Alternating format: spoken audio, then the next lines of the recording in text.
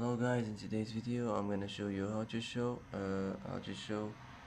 your status when you're active on your account on Messenger, easy and quick. First, click on these three lines here. Now click settings icon, and here you will find active status. Click on it. Here, as you see, you will find it. You will find